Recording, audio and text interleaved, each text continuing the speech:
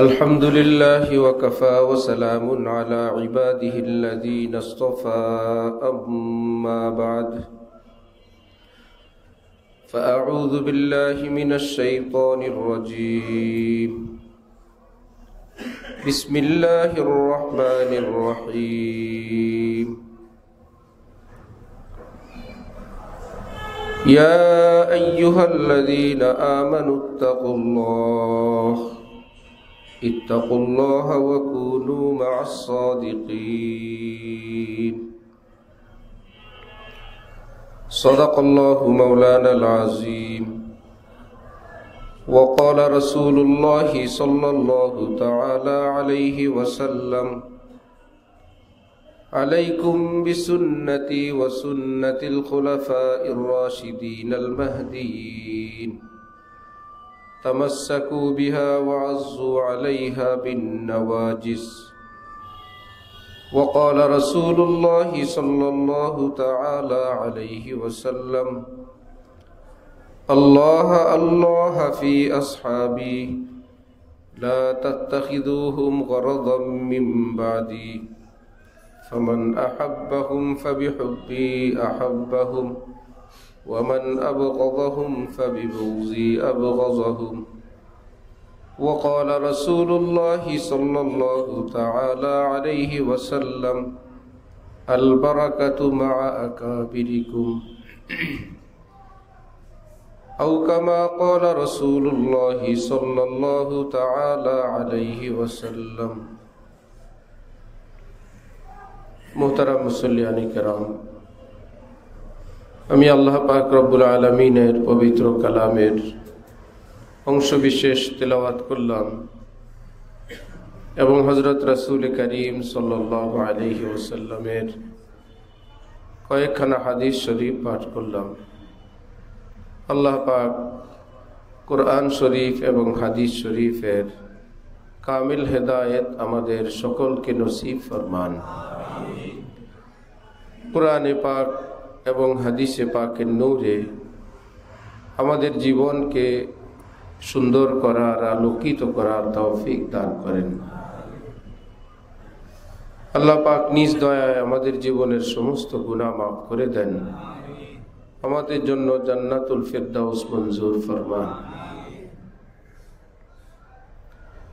হযরত হাকিমুল উম্মত মুজাদ্দিদে মিল্লাত মাওলানা আশরাফ আলী থানভী নব্বরাল্লাহু মারকাদাহু বলতেন, যে সমস্ত উলামায়ে কেরাম দ্বীনের কথা বলতে গিয়ে, দ্বীনের কাজ করতে গিয়ে ভুল বিচ্যুতি করেন, আমি সেটা বুঝি, টের পাই। তারপরেও আমি যথাসম্ভব ধৈর্য ধারণের চেষ্টা করি, সবর করার চেষ্টা করি। কারণ আমি যদি মানুষের কাছে তাদের দোষ ত্রুটিগুলো বলতে থাকি, ফল হিসাবে আলেম সমাজের প্রতি মানুষের শ্রদ্ধা ভক্তি কমে যাবে। সব মিলায় রেজাল্ট এই দাঁড়াবে যে মানুষ আলেমদের প্রতি শ্রদ্ধা করবে না। তারপরে যেটা হবে, হযরত থানভী বলেন, কোন মানুষের অন্তর থেকে যদি আলেম ওলামাদের শ্রদ্ধা ভক্তি সেটা উঠে যায়, ওই ব্যক্তির ঈমানের গ্যারান্টি 1 মিনিটও নাই। সে কতক্ষণ ঈমান নিয়ে থাকবে সেটা তার, কিন্তু কোনো গ্যারান্টি নেই।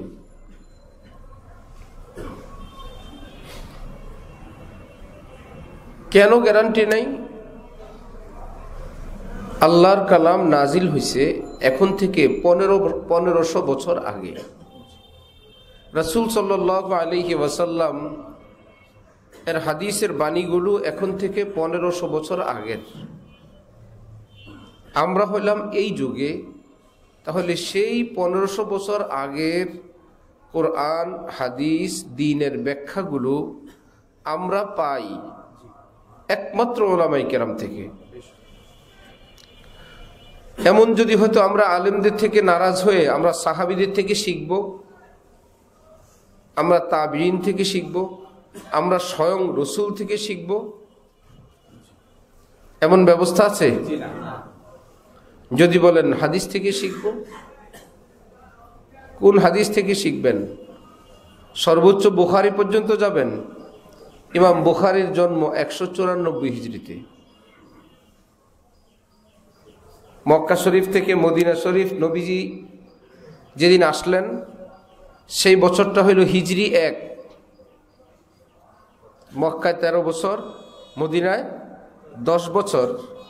তাহলে যেই বছর তিনি 13 বছর শেষ করে নবুয়তের 10 বছরের জন্য মদিনায় রওনা হলেন হিজরি 1-এ, এর 194 বছর পরে ইমাম বুখারীর জন্ম। প্রশ্ন, ইমাম বুখারী কি নবীর থেকে শুনে শুনে কিতাব লিখছিলেন? ইমাম বুখারী কি সাহাবী? তাবি? তাবে তাবি? মানতে হবে উনিও আলেম। উনিও কি আর কথা ছিল, আলেমের উপর থেকে যদি শ্রদ্ধা ভক্তি উঠে যায় তাহলে ইমানের গ্যারান্টি 1 মিনিটও। ইমাম মুসলিম আরো পরের, অন্যান্য ইমামরা আরো পরের, সব ওনারা কিতাব লিখে গেছেন, সেটা কিতাবে আছে। হযরত রাসূলুল্লাহ সাল্লাল্লাহু আলাইহি ওয়াসাল্লাম এর যুগে 30 পারা কোরআন নাজিল হলো, কিন্তু আমরা যেভাবে কোরআন শরীফ বাঁধানো অবস্থায় ফাতিহা থেকে সূরা নাস পর্যন্ত এক জায়গায় আমরা পাই, এভাবে কি নবীজি দিয়ে গেছিলেন? এভাবে কি আল্লাহ নাজিল করলেন? এভাবে কি হযরত আবু বকর সিদ্দিকের যুগে ছিল? ওমরের যুগে ছিল? তাহলে হযরত উসমান রাদিয়াল্লাহু তাআলা আনহু যার কাছে যা ছিল সবটাকে কি চামড়ায়, হাড্ডিতে, কাঠে, পাথরে লিখে রাখছেন সবাই, তারপরে একত্রিত করলেন। সেই যুগে আবার কোরআন শরীফের জের নাই, জবর নাই। কোরআন শরীফ আছে, জের জবর নাই। এখন জের জবর দিয়ে দিলে পড়তে পারে না, ঠিক না? সবকিছু সাজানো আছে, কোনটাকে আ বলবে, কোনটাকে ই বলবে, কোনটাকে উ বলবে, দেওয়া আছে। এখানে আল, আলে আল, ইল না উল না, আলহাম দা না দি না দু, ওখানে দু দেওয়া আছে, আলহামদু। আল হা না হি না হু, সবটাকে একদম রেডি করে দেওয়া আছে, কিছুই নেই।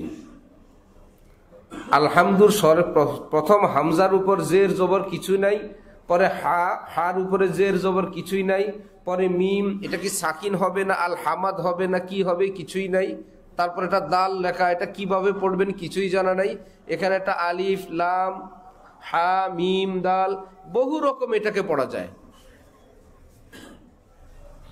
সবগুলোতে জবর দিলে হবে আলা হামাদা, সবগুলোকে জের দিলে হবে ইলি হিমিদি।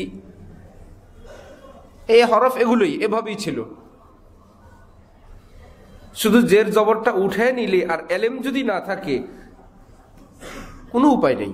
এটা কি আলা হামাদা না ইলি হিমিদি না উলু হুমুদু, সব জবর সব জের না, খোঁজ নিয়ে জানা গেল কোনটা আ, আবার পরেরটা আল, ওটা আলা না আল, আবার পরেরটা হা, খালি হা না হাম, পরেরটা দা দে দি না, ওটা দু, আল হাম দু, একদম রেডি করে দেওয়া আছে। এটা কি নবীর যুগে ছিল না পরে আসছে?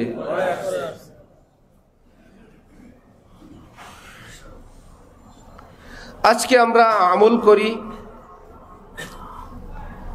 যে ভাই 2 রাকাত মসজিদে প্রবেশ করলে 2 রাকাত মুস্তাহাব, দুখুলে মসজিদ। এই 2 রাকাতের নাম কি? মুস্তাহাব। নফল। জুমার আগে 4 রাকাত সুন্নতে মুআক্কাদা, জুমার পরে আবার 4 রাকাত সুন্নতে বাদাল জুমা করে মুআক্কাদা। আচ্ছা, মধ্যখানে 2 রাকাত ফরজ। আচ্ছা, নামাজে দাঁড়ানো ফরজ, রুকু করা ফরজ, রুকু থেকে সোজা হয়ে দাঁড়ানো ওয়াজিব। কোরআন শরীফের যে কোনো এক জায়গা থেকে পড়া ফরজ, ফাতিহা পড়া ওয়াজিব, ফাতিহার সঙ্গে আবার একটু মিলানো ওয়াজিব। আছে কিনা এগুলো? রুকুতে কোথায় হাতটা রাখবো, কিভাবে হাত বাঁধবো, আমার কোমর তখন কি থাকবে, আমার মাথাটা কিভাবে থাকবে, আমার চোখটা কোন জায়গায় থাকবে, খোলা থাকবে না বন্ধ থাকবে, খোলা থাকলে আমি কি তাকায় দেখব, একটা জায়গায় তো থাকবে সামনের দিকে, সেজদার জায়গায় না হাঁটুর জায়গায় না কোন জায়গায়, সেজদায় গিয়ে আমি খোলা রাখবো না বন্ধ রাখবো, সেজদায় হাতটা রাখবো তা আঙ্গুলগুলো কি ছড়ায়া রাখবো না মিলায়া রাখবো, এগুলো কি ইসলামের অংশ না? এবার আমি সুবহানা রাব্বিয়াল আলা কয়বার পড়বো, এবার মাথা থেকে পা পর্যন্ত কতগুলো অঙ্গ সেজদাতে যাওয়ার সময় আমার জমিনে রাখতে হয়, আমি প্রথমে কি রাখবো, হাঁটু রাখবো, তারপরে পা, তারপরে নাক, তারপরে কপাল, তাহলে উঠানোর সময় কি উঠাবো, আগে কপাল, পরে নাক, পরে হাত, পরে হাঁটু, এগুলো নামাজের অংশ কি না? আত্তাহিয়াতু অনেকগুলো আছে, আমি কোনটা পড়বো? আত্তাহিয়াতুর সময় আবার শাহাদাত আঙ্গুল দিয়ে একটু উঠাইতে হয়, আবার নামাইতে হয়, কোন সময় উঠাবো, কি বলে উঠাবো, কি বলে নামাবো, কোন আঙ্গুল উঠাবো, বাকি আঙ্গুল কি করব? ইসলাম কি না? একটা আঙ্গুল উঠানো লাগবে, আবার নামানো লাগবে, কোনটা পড়ার সময় উঠাবো, কোনটা পড়ার সময় নামাবো, বাকি আঙ্গুলগুলো কি করব? আমি আত্তাহিয়াতের জন্য বসলাম, পা দুইটা পিছনে, পায়ের তালু কি করব? দোনোটার উপর ইচ্ছা মতো বসবো নাকি দোনোটার আলাদা ডিউটি আছে? ডিউটি আছে তো কি আছে?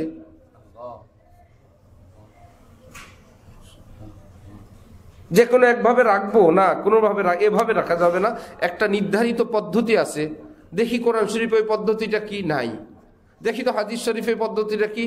না, বিস্তারিত খুঁজে পাওয়া যায় না, আছে পাওয়া যায় না। ডাক্তার সাহেবরা এই পৃথিবীতে মেডিসিন তৈরি করেন, আসমান থেকে কোনো জিনিস নিয়ে আসেন না সব দুনিয়া আছে? না সব দুনিয়া? আপনিও কিনা বানান?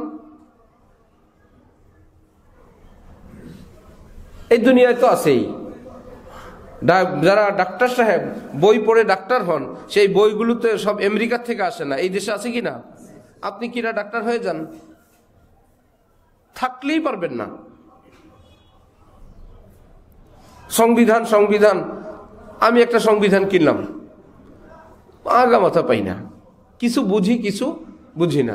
তার মানে সংবিধান বাংলা ভাষায় লেখা, পাশে ইংরেজি ভাষা আছে, ইংরেজিতে যা লেখা বাংলায় তো তা লেখা, তো পড়লাম, কিছু অংশ বুঝি কিছু অংশ বুঝি না। কেন? এটা বাংলায় আছে দেখে আপনি বাংলা ভাষী মানুষ সব বুঝে যাবেন। কোরআন শরীফ আরবিতে নাজিল হইল বলে সৌদি আরবের কিংবা আরব দেশের সব মানুষ কোরআন শরীফ বুঝে ফেলবে, তারা আরব দেশের মানুষ। বিষয়টা কি এমন? আরব দেশের সব মানুষ কি কোরআন শরীফ বুঝে? কেন? তারা না আরবি লোক। যেমন আমরা আমাদের সংবিধান বুঝি না, যেমন আমরা আমাদের বাপ দাদার জমিনের কাগজপত্র বাংলায় লেখা বুঝি না। সবাই বুঝে? বাংলায় তো লেখা আছে, না বুঝার কি আছে? বুঝেন। বাংলায় লেখা থাকলে বুঝতে হবে এটা জরুরি না, বুঝার জন্য যোগ্যতা লাগবে। আরব দেশের হইলেই কোরআন হাদিস বুঝবে না, এর জন্য যোগ্যতা লাগবে, এটা একটা আলাদা বিষয়। ঠিক কোরআন হাদিসে আছে সব, আমি আপনি খুঁজে পাওয়ার যোগ্যতা থাকলে বুঝবেন, না থাকলে খুঁজে পাবেন না কোথায় কি আছে।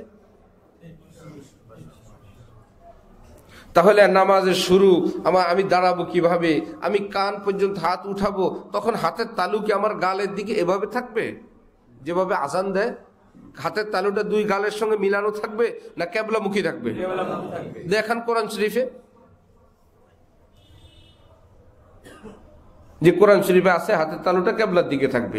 আচ্ছা, কেবলার দিকে রাখলাম, আঙ্গুলগুলো কি একদম সোজা না পিছনের দিকে, ফাঁকা না মিলানো না হালকা ঝুঁকানো? দেখান কোরআন শরীফে, দেখান হাদিস শরীফে। হাকিমুল উম্মত মাওলানা আশরাফ আলী থানভী রহমতুল্লাহ আলাইহি বলেন, যদি আলেম শ্রেণীর উপর থেকে কারো শ্রদ্ধা উঠে যায়, তার ইমানের গ্যারান্টি 1 মিনিটও নাই। 1 মিনিটও টিকবে না, যখন তখন সে বেঈমান হয়ে যাবে। তাহলে আমরা যে নামাজটা পড়ি, অন্য ইবাদত তো অন্য ইবাদত, আমরা যে নামাজ পড়ি, এই নামাজ এর যাবতীয় পদ্ধতি কোরআন হাদিস থেকে আমাদের কাছে উদ্ধার করে দিলেন জিবরিল আমিন, রাসূলুল্লাহ, নাকি ওলামায়ে কেরাম? ওলামায়ে কেরাম। খুব জটিল বিষয়। পানিতে নাপাক পড়লে সেই পানি কি পাক থাকে না নাপাক হয়ে যায়? নাপাক হয় কি না? বুড়িগঙ্গায় কি নাপাক পানি? নাপাক কিছু পড়ে না? পড়ে না। তাহলে বুড়িগঙ্গার পানি কি নাপাক? অথচ বুড়িগঙ্গার পানি একটু সামনে গেলেই ইমাম সাহেবরা, মুফতি সাহেবরা বলে পাক। 1.5 কোটি বাঙালির সমস্ত বর্জ্য, পেশাব, পায়খানা সব পড়ে বুড়িগঙ্গায়, আমাদের চোখের সামনে পড়ে। আর পানি তো পানির সঙ্গে লাগাই, ময়লা কি এক জায়গায় বসে থাকে, স্রোতে নড়ে চড়ে, এই একটু সামনে গেলেই, অথবা একটু ভালো মৌসুমে যখন পানিটা এখানে থাকে না, ঠিক আছে, পাক হয়ে গেছে। ভাই, তলে তো না পাক। আমাদের বালতিতে না পাক পড়লে বালতির পানি না পাক, নদীতে পড়লে নদীটা আবার পাক। মাসালা বুঝায় বলেন।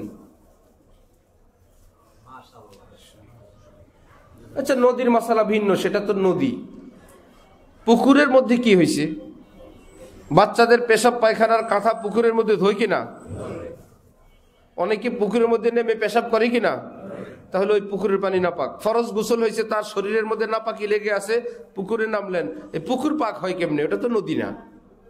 মাসালা বুঝে বলেন। মুসাফিরের জন্য কসর, মুসাফিরের জন্য কি কসর?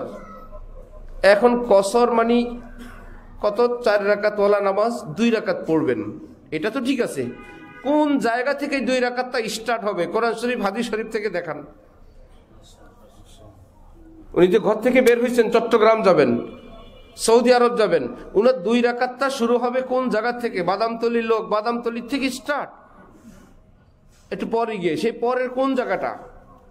একটা জায়গা তো আছে যে এই জায়গার পরের থেকে স্টার্ট, দেখান।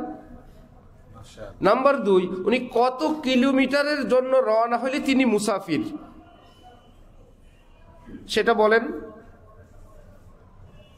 পুকুরে নাপাক পড়তেছে, পুকুর নাপাক। আবার বালতির মধ্যে অল্প একটু নাপাক পড়লে কি সেটা নাপাক। আবার পুকুর, সব হুজুররাই বলে পুকুর পাক। তাহলে বোঝা গেল বড় কিছু হইলে নাপাক পড়লে অসুবিধা হয় না, ছোট কিছুর মধ্যে নাপাক পড়লে সমস্যা হয়। এইটুকুন তো বুঝে আসছে। তাহলে বড়টা নামতে নামতে কোন জায়গায় আসলে ওটা বড়র মধ্যে থাকবে, আর ছোটটা কোন সাইজ হইলে ওটা ছোটর মধ্যে থাকবে, এই ভাগটা করে দেন।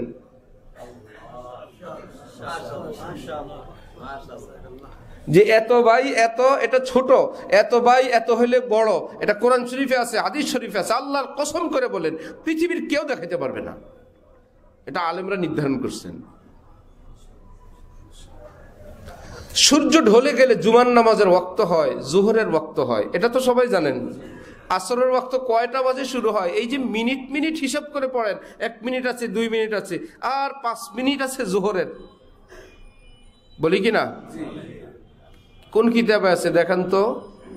সূর্য তো সূর্যের জায়গায়, আসমানে সূর্য আছে, এখানে আর 5 মিনিট আছে, কি আছে? কাটায় কাটায় যে আর এত মিনিট আছে জোহরের, তারপরে আসর শুরু। দেখান তো কোরআন শরীফ থেকে। সূর্য ডুবলে মাগরিব হয়, এটা সবাই জানে। এই মাগরিব থাকবে কতক্ষণ, শেষ কবে, এশা শুরু কখন? দেখান তো কোরআন শরীফ থেকে, হাদিস শরীফ থেকে।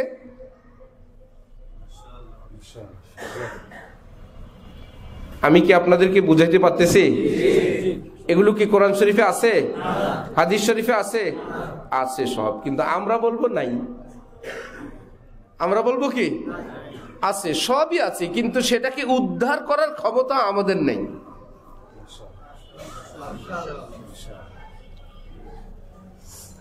এই যে কাটায় কাটায়, এটা বড় পুকুর, এটা ছোট পুকুর, এইটাতে নাপাক পড়লে সব নাপাক, ওইটাতে নাপাক পুরো বুড়িগঙ্গা যদি 1.5 কোটি মানুষ 2 কোটি মানুষেরটাও পড়ে, তারপরও একদম যেখানে পড়বে ওই জায়গাটা ব্যতীত সামনে অগ্রসর হয়ে গেলে নাপাক, তলায় নাপাক, উপরের পানি পাক। এই কথাগুলো আমাদেরকে আমাদের সঙ্গে শেয়ার করতেছেন, শেয়ার করেন সরাসরি আল্লাহ, জিবরিল আমিন, রাসূলুল্লাহ, সাহাবাই কেরাম, নাকি ওলামাই কেরাম? ওই ওলামাই কেরামের উপর, ওই ওলামা শ্রেণীর উপর আপনার ভক্তি শেষ, আপনার ঈমান শেষ।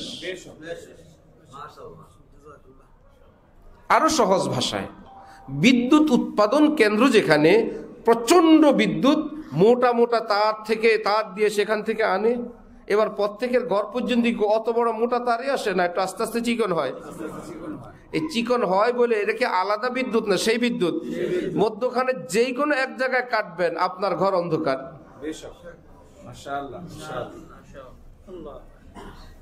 এবার আপনি মোটা সাইড কাটলে অন্ধকার, চিকন সাইড দিয়ে কাটলেও ঘর কি অন্ধকার। আপনি যতক্ষণ পর্যন্ত পাওয়ার প্ল্যান, সেই পাওয়ার সেন্টার পর্যন্ত আপনার ঘরের তারের সংযোগ থাকবে, আপনার ঘরে আগুন, আপনার ঘরে লাইট, আপনার ঘর আলোকিত, যে কোনো এক জায়গায় বিচ্ছিন্ন হয়ে গেলে আপনি ফিনিশ, আপনি শেষ। আল্লাহর কসম, আজকে না, আগামী দিন না, কিয়ামত পর্যন্ত এই ঈমানের বিদ্যুৎ, ইসলামের বিদ্যুৎ, ঈমানের আলো, ইসলামের আলো, সুন্নতের আলো ততদিন চলবে, ততদিন জ্বলবে। আপনি আপনার থেকে রাসূলুল্লাহ সাল্লাল্লাহু আলাইহি ওয়াসাল্লাম পর্যন্ত এই সমস্ত উলামায়ে কেরামের প্রতি আপনার শ্রদ্ধা ভক্তি যতদিন থাকবে, যে কোনো এক পয়েন্ট আপনি কেটে দিবেন, আপনি শেষ। কাফের মুশরিকরা দেখলো এত চিকন কথা এদেরকে বোঝানো দরকার নেই, মোটা দাগে আলেমদের প্রতি এদেরকে বিদ্বেষী, আলেমদের প্রতি এদেরকে, আলেমদের দোষ ত্রুটি এদের সামনে পেশ করা দরকার। এবার আলেমদের কি দোষ আছে বা আলেমদের কি ভুল আছে, আলেমরা কে কোথায় অ্যাক্সিডেন্ট করলো, আলেম মানে কি বেগুনা, মাসুম, নিষ্পাপ?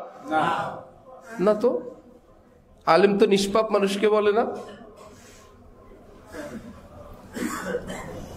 কোন আলেম যদি ভুল করে,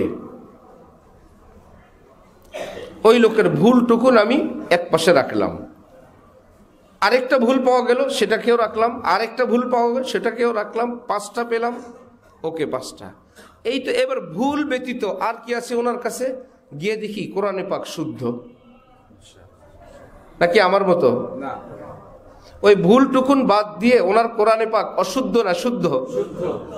যে দাড়ি কামানো না দাড়িওয়ালা, শার্ট প্যান্ট টাইওয়ালা না সুন্নতওয়ালা, ইংলিশ কাটিং চুল না সুন্নত কাটিং চুল, ওনার বিবি নিয়ে কি উনি স্টাইলে অশ্লীল ভাবে ঘুরে না পর্দা করে, হারাম খায় না হালাল খায়, নামাজ পড়ে কি পড়ে না? ওরে বাবা, ও না, আমার তো ওনার একটার সঙ্গেও তুলনা দিতে পারবো না। ওনার ভুলগুলোকে যদি আমি ভুল হিসেবে আলাদা রেখে দেই, এই ব্যতীত যা আছে, এই যে বাদাম তেলের ওই পাশে দাগি ফল বেচে দেখবেন, দাগি ফল বিক্রি করে না, একটু ওরা আবার কেউ কিনে, যারা কিনে ওরা হিসাব করে দাগটুকুন ফেলার পর বাকিটুকুন তো ভালো।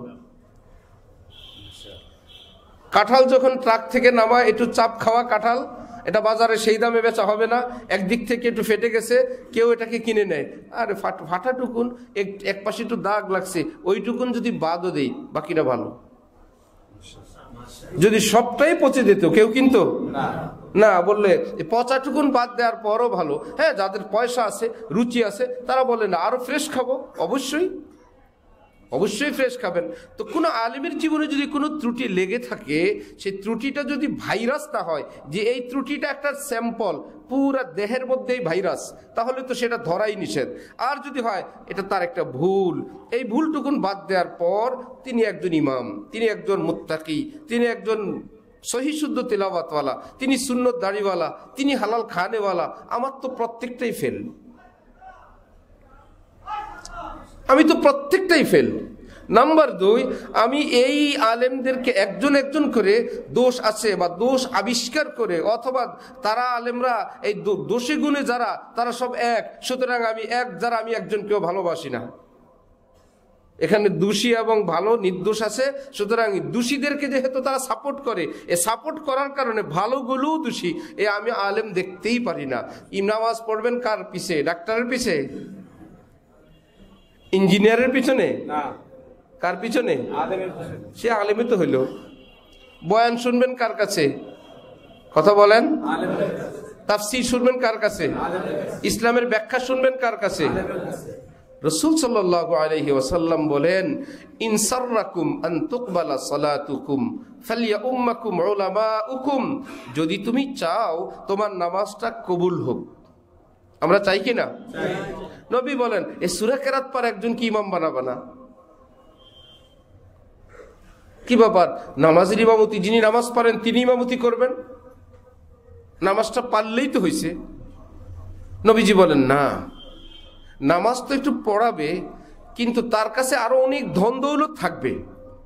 যদি তুমি চাও তোমার নামাজটা আল্লাহ পাকের নিকট কবুল হোক, ইনসাররাকুম, এই কথা যদি তোমাকে ভালো লাগে, তোমার কাছে আনন্দ দেয়, তোমাকে আনতুকবালা সালাতুকুম, তোমাদের নামাজটা কবুল হোক, ফালিয়াউম্মাকুম উলামাউকুম, তোমাদের সমাজের যিনি আলেম ওলামা যারা আছেন, তোমার নামাজের ইমামতি যেন তারা করেন। যে আমাদের মধ্যে একজন সূরা কেরাত আত্তাহিয়াতু ঠিক করে নিলাম, আর আমরা আলেমদের পিছনে পড়বো না, আমরা এখন নামাজ শিখে নিছি, আমরা আলেম প্রয়োজন নাই, আমরাই নামাজ পড়বো। নবীজি বলেন, না, তোমাদের নামাজের ইমামতি যেন করেন নেককার মুত্তাকি আলেম ওলামাগণ। কেন জানো? নবীজি বলেন, ফাইন্নাহুম ওয়াফদুন লাকুম বাইনাকুম ওয়া বাইনা রাব্বিকুম। এই আলেম শ্রেণীর মানুষগুলো হলো তারা যারা আল্লাহর এবং তোমার মাঝে খোঁজ খবর, আসমানি এলেম কালাম আদান প্রদান করেন, আসমান থেকে নিয়ে এসে তোমাদেরকে দেন। আসমানি এলেমগুলো, ঐশী বাণীগুলো এই ব্যক্তিগণই তোমাদের কাছে পৌঁছে দেন। এদের দাম অনেক, আল্লাহ পাক এদের হাতে ওহী দান করছেন। আপনার যে কর্মচারী চোর, আপনি তাকে 1 কোটি টাকা ক্যাশ হাতে দিবেন, ব্যাংকে রেখে আসো, আপনি ভাবলেন আর এই চোরার কাছে দেওয়া যাবে না, এই ডাকাতের কাছে দেওয়া যাবে না, এই মিথ্যুকের কাছে ক্যাশের চাবি দেওয়া যাবে না, তার কাছে চেক বই রাখা যাবে না, এত ইম্পর্টেন্ট জিনিস তার কাছে রাখা যাবে না। আপনার লক্ষ কোটি, হাজার হাজার, মিলিয়ন বিলিয়ন ধন দৌলতের চেয়ে এলেমের দাম বেশি। নবীজি বলেন, আল্লাহ পাক যাদেরকে এলেম দিলেন না, এরা আল্লাহ পাকের কাছে এতটা গ্রহণযোগ্য যে আসমান থেকে এলেম তারা নিয়ে আসেন, আল্লাহ তাদের হাতে দেন, যাও আমার বাকি উম্মতের কাছে তোমরা বিতরণ করো। ফাইন্নাকুম ওয়াফদুন লাকুম বাইনাকুম ওয়া বাইনা রাব্বিকুম, তারা হলেন দূত আল্লাহর মাঝে আর বান্দার মাঝে। একবার সাহাবায়ে কেরামের সামনে নবীজি বললেন, শুনো, ফজলুল আলিমি আলাল আবিদ, যারা দিনদার মুসলমান, পরহেজগার, দ্বীনের সব তাকাজা পুরা করে, সূরা কেরাত শুদ্ধ, হালাল খায়, সুন্নত মোতাবেক ঘর, অর্থাৎ একদম পাক্কা দিনদার, শুধু মাত্র এলেম নাই, নাইলে আলেম হয়ে যেত, বুজুর্গ হয়ে যেত। 20-50 বছর দ্বীনের খেদমত করেন, মেহনত করেন, পীরের মুরিদ, তবলিগের আমির, বেচারা আলেম না, ভালো মানুষ। শরীয়তের দৃষ্টিতে তাদেরকে বলে আবেদ। কি বলে? আবেদ। যদি সূরা কেরাত শুদ্ধ না হয় তাহলে কিন্তু আবেদ না, যতই ভান করবেন। 50 বছরও যদি নামাজ পড়েন, সূরা কেরাত শুদ্ধ না হইলে কি আবেদ? না। সূরা কেরাত শুদ্ধ, শুধু পর্দা করে না, সে কি আবেদ? পর্দাও করে, সূরাও শুদ্ধ, কিন্তু রুজি হালাল না, হযরত কি আবেদ? তার মানে শরীয়তে পাকের উপর পুঙ্খানুপুঙ্খানুরূপে আমল করেন, একটাই কমতি, এলেম নেই, বড় আলেম না। দ্বীনের কথা বলতেও পারেন, ওয়াজও করতে পারেন। অনেকে আবার মনে করে কথা বলতে পারলে আলেম, বয়ান করতে পারলে আলেম হয়? বয়ান করতে পারলে আলেম হয় না। অনেক আলেম বয়ান করতেই পারেন না, অনেক আলেম আছেন বয়ান করতেই পারেন না, অথচ আলেম। বয়ান একটা আলাদা ব্যাপার, আলেমরা এটা করেন, কিন্তু এটা শর্ত না যে আলেম হওয়ার জন্য তিনি বয়ান করতে হবে। আবার কেউ বয়ান করলেই আলেম হয়ে যাবেন এমন না, অভ্যাস হয়ে গেছে কথা বলতে বলতে বলতে বলতে। যেমন মাঝে মাঝে ডাক্তার ধরা খায়, সে ভালোই চিকিৎসা করে এলাকায়, অনেক লোক উপকারও হয়, কিন্তু একটু 19-20 হয়।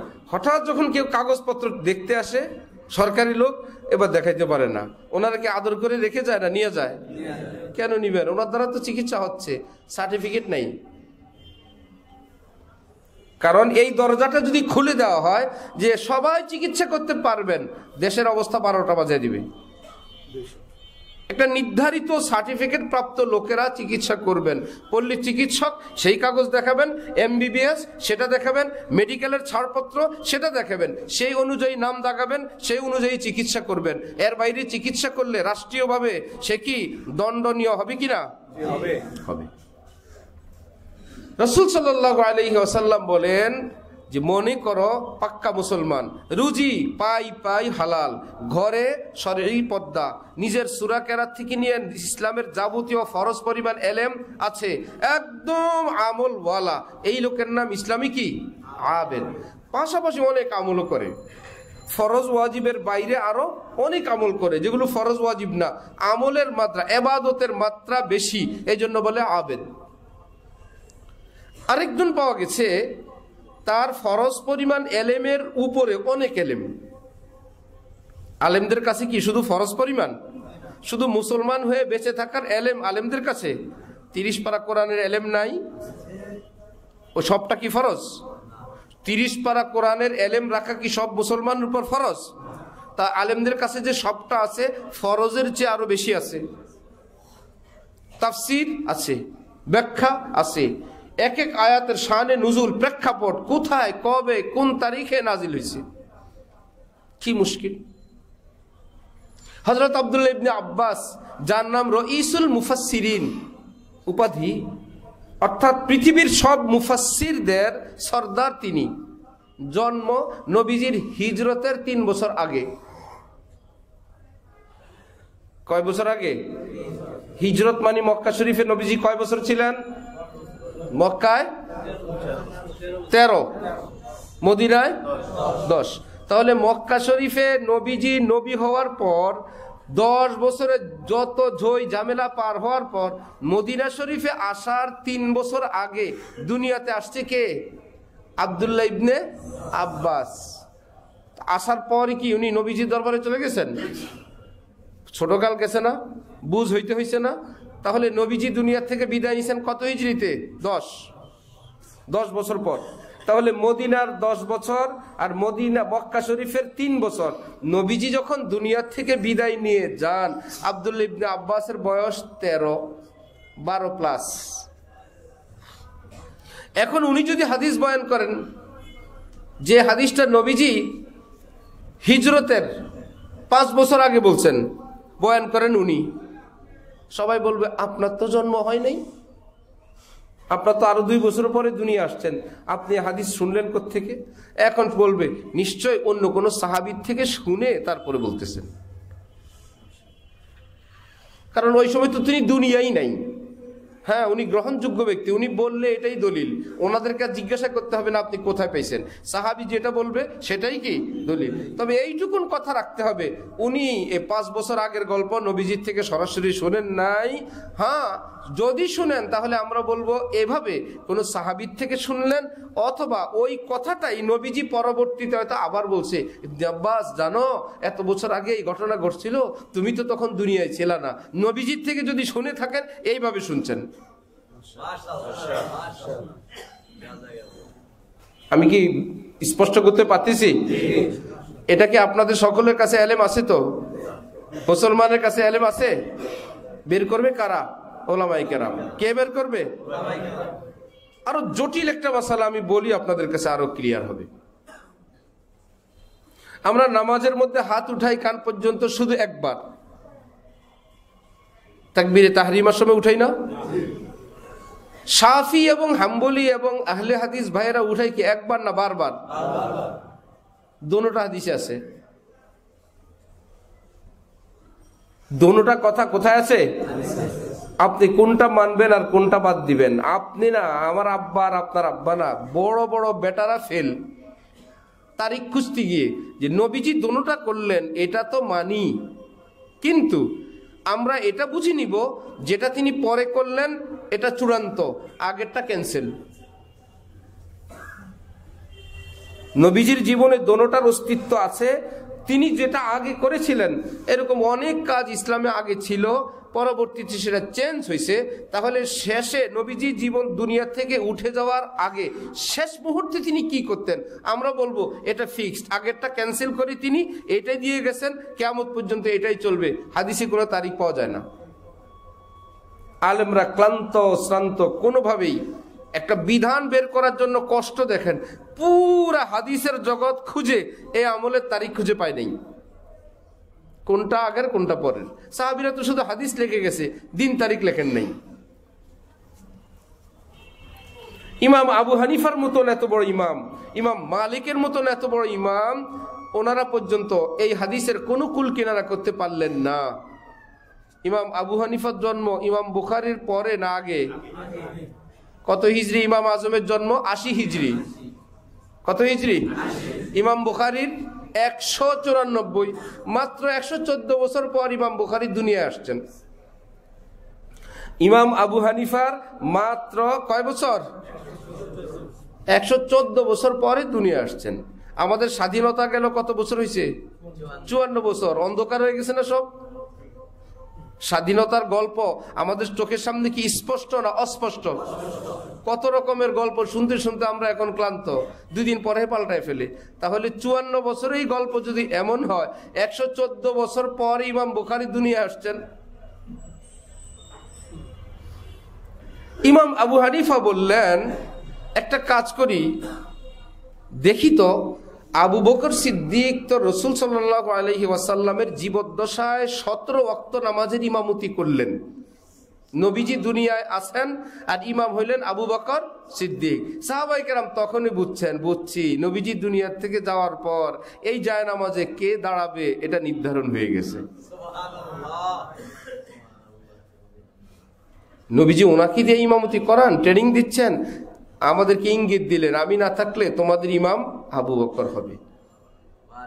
আবু বকর তো আবু বকর, কোনো কিছু দিয়ে কেউ ওনার সঙ্গে পারে না। ইমাম আবু হানিফা বলেন, আচ্ছা হযরত আবু বকর সিদ্দিকের মতন আল্লাহর রসুলের এত বড় প্রেমিক, যেই একমাত্র সাহাবী আবু বকর সিদ্দিক ছিলেন যার ধন দৌলত নবীজি নিজের মতন ব্যবহার করতে পারতেন, নিজের পকেট থেকে দান করলে যেমন, আবু বকর পকেট থেকে দান করলে নবীজির কাছে তেমন। বলতেন আবু বকর আর আমি আমরা একই। কতটা প্রেমিক, কতটা মহব্বত, কতটা ভালোবাসা। হযরত আবু বকর সিদ্দিক বলেন, আমার কাছে 3টা জিনিস প্রিয়। নাম্বার 1, হে রাসূল আপনার সামনে বসা। নাম্বার 2, আপনার দিকে তাকায় থাকা। নাম্বার 3, আমার সমস্ত মাল আপনার জন্য খরচ করা। আমার কাছে এই 3টাই বেশি ভালো লাগে। এই পৃথিবীতে এর চাইতে ভালো লাগা আমার আর কিছু নাই। আপনার সামনে বসবো, আপনাকে দেখবো, আমার সব সহায় সম্পত্তি আপনার জন্য খরচ করব। ওয়া ইনফাকু মালি আলাইক। সে আবু বকর সিদ্দিক নবীর এত প্রিয়। ইমাম আবু হানিফা বলেন, আচ্ছা নবীজি দুনিয়া থেকে যাওয়ার পর আবু বকর সিদ্দিক যে নামাজ পড়তেন, পড়াইতেন, তিনি কি হাত বারবার উঠাইতেন নাকি একবার উঠাইতেন? এই ইতিহাসটা পাওয়া যায় কিনা? নবীজিরটা তো পেলাম না। আবু বকর সিদ্দিকটা যদি পাই তাহলে আমরা এটা বুঝে নিব, নবীজি আগের ওয়াক্ত দুনিয়া থেকে গেলেন, পরের ওয়াক্তে আবু বকর ইমামতি করবেন। নবীজির বিপরীত অসম্ভব। সম্ভব না অসম্ভব? যে নবী দুনিয়া থেকে যাওয়ার পরে উল্টে যাবে আবার সব সাহাবীদের সামনে, মোটেই অসম্ভব। কি করা? এখন দেখেন আবু বকর সিদ্দিক তাকবীরে তাহরিমার সময় একবার হাত উঠাইতেন আর উঠাইতেন না।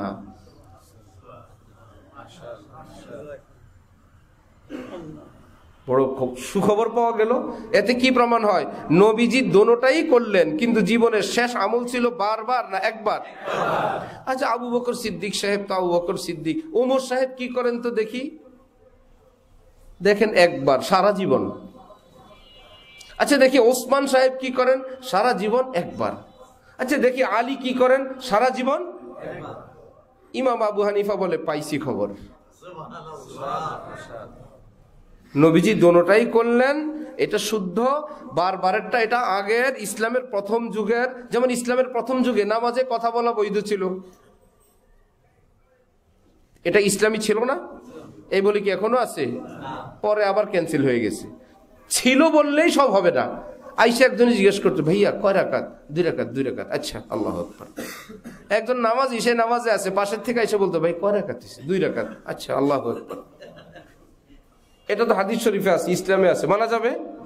থাকলেই মানা যাবে না, দিন তারিখ জানতে হবে, এটা কবে কার, সর্বশেষ কি। ইমাম আবু হানিফা বলেন, খোঁজ পাইলাম নবীজি একবার করতেন, না হলে 4 খলিফা নবীজির বিপরীত আমল করবে, অসম্ভব। হযরত ওমর একদিন বললেন, তোমরা আমাকে যেভাবে শ্রদ্ধা ভক্তি করো আমার ভাল লাগে না, বিরোধী দল না থাকলে মজা হয় না, সমালোচনা করবা আমি একটু টাইট ফিট থাকবো, চুপ আর চুপ, সবাই চুপ, যাই করি আমিন আমিন, যাই করি হুজুর হুজুর। এভাবে মানুষ ভ্রান্ত হয়, দিকভ্রান্ত হয়, পথভ্রষ্ট হয়, ক্ষতিগ্রস্ত হয়। তোমরা তো ছেড়ে দিবা, আখেরাতে কি হবে? তোমরা তো হুজুর হুজুর বললা, যেমন পৃথিবীর রাজা বাদশাদেরকে হুজুর হুজুর বলে ডুবায় না? দোষটাও দোষ না, কেউ সমালোচনা করলে কে করলো তারে আগে মারো, অথচ দরকার সমালোচনাটা কি অর্থবহ, সেটা কি শোনা জরুরি? তাকে সালাম স্যালুট দিয়ে ধন্যবাদ দেওয়া, আচ্ছা আপনি আমার অনেক বড় উপকার করলেন, না হলে আমার ক্ষতি হয়ে যেত। এটা না করেও সমালোচনা করো, সরকারকে বেকায়দা ফেলতে চাও, সরকারের সমালোচনা করো, ঠিক আছে 1 2 3। কত ঘর আছে নাকি, একটা ঘরে পাঠায় দাও, ছোট ঘর বড় ঘর যে কোনো একটা ঘরে পাঠায় দাও নাকি।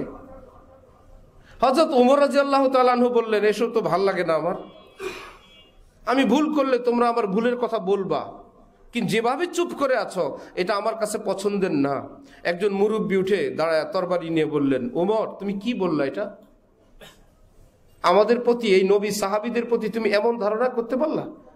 তুমি ভুল করবা, তোমার ভয় আমরা সবগুলো মানুষ চুপ করে থাকবো, আল্লাহর রসুলের সুন্নতের চেয়ে তোমারই বেশি মহব্বত করি, ভয় পাই, এইরকম ধারণা করতে পারলাম? ইয়া আমরা তোমাকে পর্যবেক্ষণ রাখতেছি, বিন্দু বিন্দু লক্ষ্য রাখছি, সুন্নত শরীয়তের উপর কাটায় কাটায় আছো কি না পর্যবেক্ষণে রাখছি, আমরা দেখলাম যে ঠিক মতন আছো, এই জন্য চুপ।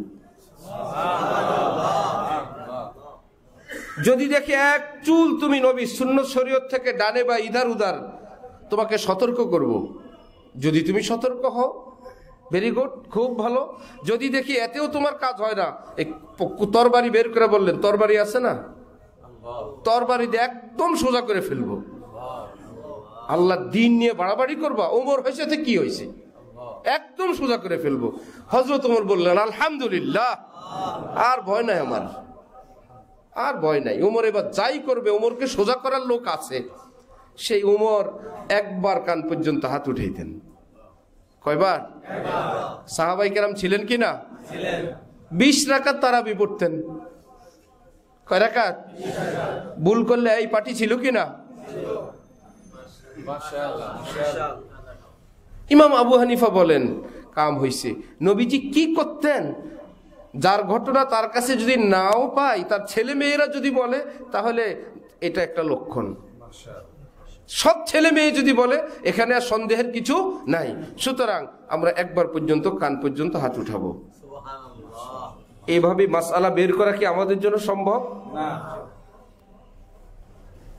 তাহলে হাকিমুল উম্মত মাওলানা থানভীর যে কথাটা, যে আলেমদের উপর থেকে যদি শ্রদ্ধা ভক্তি শেষ হয়ে যায়, ওই মানুষের ইমানের গ্যারান্টি 1 মিনিটও নাই। আমরা আমল করি ফরজ, ওয়াজিব, সুন্নত, মুস্তাহাব, মাকরুহ, আছে কিনা আমলের নাম? আবার মাকরুহ হইলে মুসলমানরা জিজ্ঞেস করে, হুজুর কোন মাকরুহ, তাহরিমি না তানজিহি? চালাক হয়ে গেছে তো। মাকরুহে তাহরিমি মানে শক্ত হারাম, একদম হারাম। মাকরুহে তানজিহি মানে অত বড় হারাম না, মানে অপছন্দনীয়। মুসলমানরা জিজ্ঞাসা করে, হুজুর মাকরু মাকরু তো এটা কোন মাকরু? এটা কি মাকরুহে তাহরিমি? আলেমরা যদি বলে না, তাহলে মনে করে একটু ছাড় আছে। সুন্নত সুন্নত বললে আবার জিজ্ঞাসা করে, হুজুর এটা কি সুন্নতে মুআক্কাদা না গায়রে মুআক্কাদা? যদি বলে গায়রে মুআক্কাদা, বুঝছি হুজুর, এটা না করলেও চলবে। বুঝেন কি না এটা? আর যদি সুন্নতে মুআক্কাদা শুনে, বাবারে এটা করাই লাগবে। যদি শুনে সুন্নতে গায়রে মুআক্কাদা, কেউ বলে সুন্নতে জায়েদা, কেউ বলে সুন্নতে মুস্তাহাব্বা, অর্থাৎ মুআক্কাদা না হইলেই, আচ্ছা হুজুর ফরজ ফরজ ফরজ কি ফরজে আইন না কিফায়া? জানাজার নামাজ কি আইন না কিফায়া? ফরজ, কিন্তু কিফায়া কি অর্থ? কয়েকজন করলে আমার না করলেও চলবে। আচ্ছা জানাজা হয়েছে তো আলহামদুলিল্লাহ, গুনাহ থেকে বেঁচে গেছি। না পড়েও গুনাহ থেকে বেঁচে গেছে। কেন? কয়েকজন মিলে ওই কাজটা করলে বাকি সবাই ছুটি। কোরআন শরীফ, হাদিস শরীফ, বুখারী শরীফ, এই এলেমগুলোর হেফাজত করা ফরজে আইন না কিফায়া? কিফায়া। মানে সব মুসলমান হাফেজ আলেম হওয়া লাগবে না, একটা শ্রেণী যদি হাফেজ আলেম হয়ে এগুলো ঠিক রাখে মুসলমানদের পক্ষ থেকে যথেষ্ট। ঠিক আছে, এই কাজের জন্য এক গ্রুপ নিয়োজিত আছে, এবার আল্লাহ পাকের পক্ষ থেকে অন্যদেরকে, আচ্ছা ব্যবসা বাণিজ্য করো, আলেমদের খেয়াল রাখবা, তোমাদের কাজটা তো করে। এই যে বন্টনটা, এই যে বিন্যাসটা, এটা ফরজে আইন, এটা কিফায়া, এটা ওয়াজিব, এটা সুন্নত, এটা মুস্তাহাব। আমি জুমার মসজিদে জুমার আগের বয়ান বলছি, আল্লাহর কসম এই ডিটেলস বিস্তারিত এইটা, এবং নামাজের শুরু থেকে নিয়ে কিভাবে হাত, কিভাবে চোখ, কিভাবে দাঁড়াবো, কিভাবে বসবো, বিস্তারিত কোরআন শরীফের, হাদিস শরীফের কোথাও কেউ দেখাইতে পারবেন না। তাহলে কারা করলেন? ওলামায়ে কেরাম। এই ওলামায়ে কেরামের প্রতি যদি আপনার ভক্তি না থাকে, আর আপনি বলবেন আমি কোরআন শরীফ খুলে আমল করব, ইসলাম পুরাটা লাগবে না, মাত্র 2 রাকাত নামাজ আজকের থেকে আগামী জুমা, আজকে ডিসেম্বর শেষ, আগামী ডিসেম্বর, অথবা আপনার সারা জীবন পর্যন্ত টাইম দিয়ে দিলাম, মাত্র 2 রাকাত নামাজ কোরআন হাদিস থেকে আপনি বাইর করে দেখাবেন। মধ্যখানে কারো কিতাব দেখাতে পারবেন না, অমুক হুজুর লেখছে, হবে না। আপনি দেখাবেন কোরআন শরীফে, এই তো নামাজ এভাবে শুরু করতে হয়, এই তো নামাজ এভাবে শেষ করতে হয়, এই কোরআন শরীফ, এই হাদিস শরীফ থেকে আমি ডিটেলস খুলে দেখাইলাম, পৃথিবীর কেউ পারবে না। তাহলে আলেমদের থেকে ভক্তি শ্রদ্ধা উঠে গেলে শুধু কি এই দুনিয়ার দলের ব্যাপার সেপার, তবলিগের ব্যাপার সেপার, রাজনৈতিক ব্যাপার সেপার থেকে আমরা মাহরুম হব, না ইসলাম থেকে? কাফের মুশরিকরা ভাবলো এই হুজুর রাজনীতি করে, এবার এই হুজুর এটা করে, এই হুজুর বাদ, এই হুজুর জীবনে অমুক জায়গায় উঁচু চলে গেছিল বাদ, অমুক হুজুর নামাজে ভুল হয়েছে উনি বাদ, এই হুজুর 2টা বিয়ে করছে এই হুজুর বাদ, ওই হুজুর 3টা বিয়ে করছে এই হুজুর বাদ। ওফো, কম্বলের লোম বাঁচলে আর কম্বল থাকে না। হ্যাঁ, এত দোষ থেকেও মুক্ত আবার কিছু আলেম থাকবেন, খুব কম। এ খুঁজে পাবেন কই? ভাগ্যের ব্যাপার, থাকবে। আপনি কোনো কিছুই ধরতে পারবেন না, মনে করবেন কি মানুষ নাকি ফেরেশতা। এত মানুষ নামের একজন ফেরেশতা আল্লাহ, ওনারা তো ওনাদের স্তরে আছেন, থাকবেন। কিন্তু এই জন্য কি আমাদের পাড়ায় পাড়ায়, মহল্লায় মহল্লায়, অলিতে গলিতে ওই রকম আলিম কি অনেক থাকবে? থাকবে না। একটু ভুল বিচ্যুতিওয়ালা আলেম থাকবে, এরাই আমাদের ইমামতি করবে, এরাই আমাদের জানাজা পড়াবে, এরাই আমাদের মাসআলা বলবে, এরাই আমাদেরকে বড় আলেমের সন্ধান দিবে, এরাই আমাদেরকে আল্লাহর কথাগুলো শোনাবে, এরাই আমাদের নামাজ রোজা ইবাদত বন্দেগী শিখাবে। হযরত থানবী বলেন, এই শ্রেণীর থেকেও যদি তোমার ভক্তি উঠে যায় তুমি শেষ। এজন্য খুব ভেবে চিন্তে কথা বলতে হবে, কাজ করতে হবে, নিজেদের অবস্থান ঠিক রাখতে হবে যে আলেমদের বিপরীতে কোন স্বার্থে আপনি থাকবেন, কি আছে। নাম্বার 2, আলেম ওলামা, আলেম বলে আলেমকে পায়জামা পাঞ্জাবি পরার কারণে, যে ওনারা পায়জামা পাঞ্জাবি পরেন এই জন্য আলেম বলে, এই জন্য আলেম বলে ওনাদের মাথা 2টা এই জন্য আলেম বলে না? সব আমাদের মতো, সব আমাদের মতো। আমরা অনেকে দাড়িওয়ালা পায়জামা পাঞ্জাবিওয়ালাও আছি, এই জন্য কি আলেম? এই লোকটারে আলেম বলে কেন? এলেম আছে সেই জন্য। এলেম থাকার কারণে কি বলি? আলেম, অন্য কিছু না, তার কাছে এলেম আছে। আলেম মানে এলেম ওয়ালা। তাহলে আলেম ভালো লাগে না এর অর্থ কি? তার হাত পা ভালো লাগে না, তার লেবাস ভালো লাগে না? তো এই লোকটা তো আমার মতোই, তাকে আলেম বলে। আলেম পছন্দ করি না, আলেম দেখতে পারি না, আহা, ইসলামের বিধান হইলো এই লোকের তো শারীরিক কোনো ত্রুটি ছিল না, তার চেহারা সুরত পোশাকের কোনো ত্রুটি ছিল না, তার প্রতি তোমার বিদ্বেষ অসন্তোষের একটাই কারণ, তার ভিতরে এলেম আছে। তাহলে আলেম ভালো লাগে না, মূল টার্গেটটা কি? ওই লোকের মাথা থেকে পা পর্যন্ত ডিজাইন, বডি, না এলেম?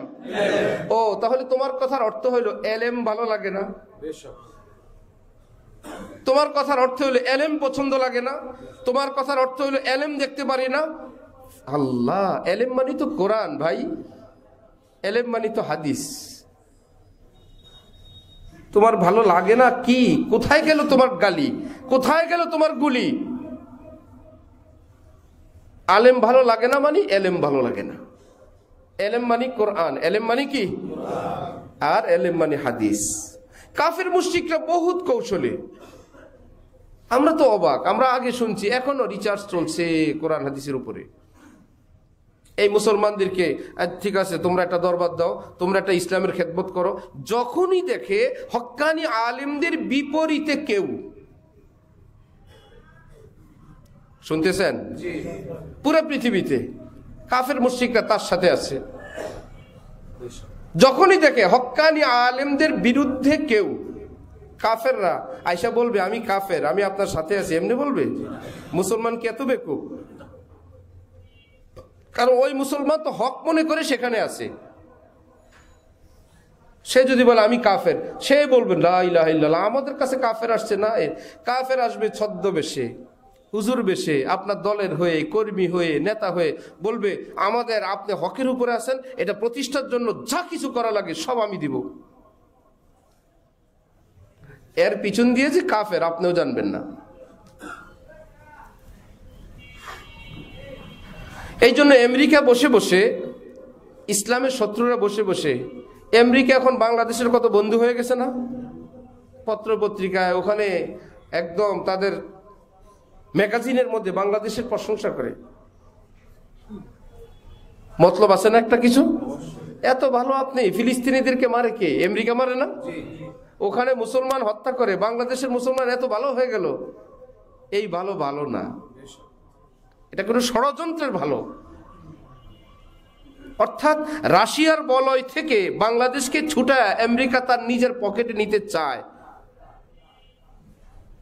পুরো পৃথিবীতে এখন দুইটা ভাগ হয়ে আছে, যে চীন, রাশিয়া আর আমেরিকা। তারা চায় বাংলাদেশ এমন একটা জায়গায়, এমন হুজুর আর এত মুসলমান পৃথিবীর কোনো দেশে নেই। এরা মনে করে এটা ক্যান্টনমেন্ট, এটা মুসলমানদের ক্যান্টনমেন্ট, জুমায় মসজিদে ভরা। এই লোকগুলোকে যদি কোন রকম বুঝায় নারে তাকবীর আল্লাহু আকবার বলে অভ্যুত্থান প্রত্যেক শুক্রবারে হবে, ঠিক না? বেশি লাগবে না, শুধু শুক্রবারের মুসল্লিরা যদি ইমামের কথায় নেমে যায়, অভ্যুত্থান নতুন করে হবে না? বছরে বছরে, প্রত্যেক শুক্রবারে যদি বুঝাইতে পারে। আর যদি নারে তাকবীর আল্লাহু আকবার বলে শুধু মুসল্লিরা মসজিদের সামনে দাঁড়ায় থাকবে, রাস্তা ঘাট অলি গলি সব বন্ধ। আর মা বোনরা তো আলেমদের সঙ্গে সারা জীবন আগে আছে, আলেমদের বিরুদ্ধে ওনারা সইতেই পারেন না।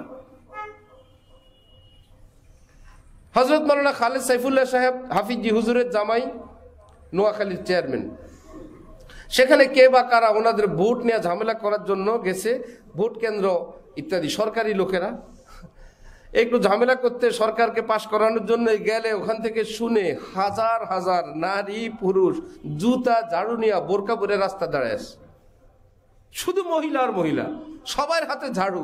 ওই বেটারা কোন রকম মাপটা চায়া হুজুরের থেকে দোয়া দায়ী নিয়ে দৌড়। ফরিদাবাদের মুফতি আবু সাঈদ হুজুর, ওনাদের মাদ্রাসায় কে বা কারা মাহফিল বন্ধ করতে গেছে, একদম প্রশাসন, দেখেন না প্রশাসনের কত ক্ষমতা আমাদের দেশের, প্রশাসন চলে গেছে, আপনাদের মাহফিলের আওয়াজ শুধু ভিতরে থাকবে, এসা তেসা। গেছে পুলিশ, এলাকার লোকেরা খবর পাইয়া বিসমিল্লাহ বলে বাড়ি দিয়ে গেট বন্ধ করে দিছে। পুরো এলাকা যা আছে, নারী পুরুষ বোরকা পরা মহিলা, হাতে লাঠি, আর মুসলমানরা এইবার দোয়া দুরুদ পড়ে হুজুরের কাছে মাপ চেয়ে যত যা করা লাগে আল্লাহর রাস্তে ওখান থেকে বিদায় নিয়ে আসছে। যদি শুনে আমার মা বোনরা, সব মসজিদের মুসল্লিরা আল্লাহ দ্বীনের জন্য, ওলামায়ে কেরামের সুরক্ষার জন্য সব মসজিদের মুসল্লিরা দাঁড়ায় গেছে, মা বোনরা কি ঘরে বসে থাকবে? অভ্যুত্থান কি শুধু অনেক যুগ যুগ পরে হবে না, প্রতি সপ্তাহে হবে। এই জন্য কাফের মুশরিকদের থিওরি হলো, কোনো না কোনো ভাবে আলেমদের থেকে এই গ্রুপটাকে, মুসলমানটাকে বিচ্ছিন্ন করো, তবেই আমাদের 2 নম্বর মাল বাজারে চলবে। আমাদের ভণ্ড পীর চলবে, আমাদের ভণ্ড তরিকা চলবে, আমাদের ভণ্ডামি চলবে, সবকিছু মার্কেটে চলবে। মুসলিম বাজারে আমরা চালাবো যদি এই আলেমদের থেকে এরা বিচ্ছিন্ন হয়। এই জন্য আমার ভাইরা, ইমান রক্ষার হাতিয়ার একটাই, আলেমদের সঙ্গে থাকা।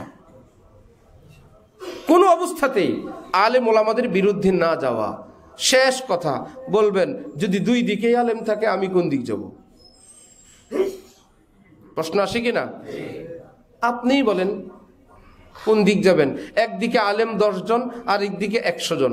আপনি তো আলেমদের দিকে থাকা আপনার টার্গেট, তাহলে আলেম বেশি যেদিকে সেদিক থাকবেন। আলেম আছে মানলাম, দুনো দিকে আলেম, কেন অস্বীকার করবেন? তাহলে যেহেতু টার্গেট কি আপনি মানুষের সঙ্গে থাকা না আলেমদের সঙ্গে থাকা? টার্গেট হলো আলেম, আলেমদের সঙ্গে আমি থাকবো। তাহলে আলেম বেশি যেখানে, আমার আস্থাটা কি বেশি না কম? বেশি। যেখানে আলেম বেশি আমার আস্থাও সেখানে বেশি।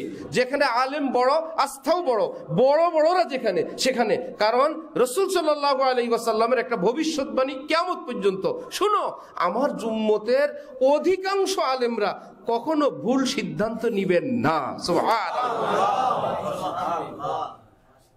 এটা নবীজি বলে গেছেন। যদি দেখো আমার উম্মতের সিনিয়র অধিকাংশ কোন আলেমরা একটা সিদ্ধান্ত নিয়ে নেন, আমি তো থাকবো না, আমার উম্মত ওই মুহূর্তে তুমি ওই সিনিয়র অধিকাংশ আলেমদের সঙ্গে থাকবা। ইয়াদুল্লাহি আলাল জামা, আল্লাহর রহমত ওই জামাতের উপরে, হাত দিবে ধ্বংস হয়ে যাবে, বেয়াদবি করবে মুখ জ্বলে যাবে। ইমাম গাজালি বলেন, বেয়াদবি করলে দুনিয়ার আযাব, বংশে আলেম হবে না। কবরের আযাব, কবরে শোয়ানোর সাথে সাথে আল্লাহ ওই মুর্দা লাশটাকে কেবলার থেকে আল্লাহ উল্টা দিক ঘুরে রাখেন। যে তুই আলেমের সঙ্গে বেয়াদবি করছিস, আলেম মানি তো এলেম, এলেম মানি তো আল্লাহ রসুলের বাণী, সেটা ভালো লাগে নাই, আল্লাহ রসুলের ঠিকানা মক্কা মদিনায়, সেদিক ঘুরবি না আলেম, উল্টা দিক ঘুরে থাক, বুকটাকে ঘুরে দেন। তাহলে সাবধান, সতর্ক হবেন নিজের স্বার্থে, রাজনৈতিক স্বার্থে, নিজের আগের পরের কোনো ক্ষোভে, আপনার অপছন্দের কোনো কার্যকলাপে, কোনো মৌলানা মৌলবীর দোষে আলেম শ্রেণীর বিরুদ্ধে যাবেন, তাহলে বিপদে যাবেন। আল্লাহ আমাদেরকে হেফাজত করেন, উম্মতে মুসলিমাকে হেফাজত করেন।